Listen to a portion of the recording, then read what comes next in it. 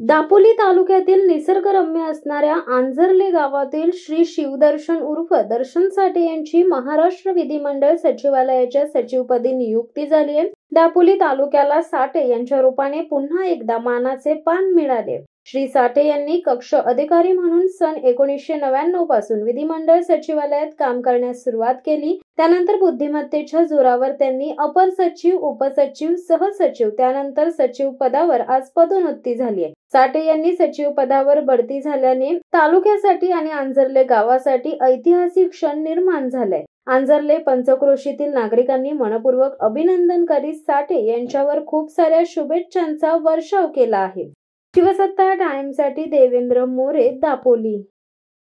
दे धडक बेधडक वृत्त देणाऱ्या आपल्या शिवसत्ता टाइम्स न्यूज चॅनलला लाल बटन दाबून सबस्क्राईब करा आणि बेल आयकॉनला क्लिक करायला विसरू नका।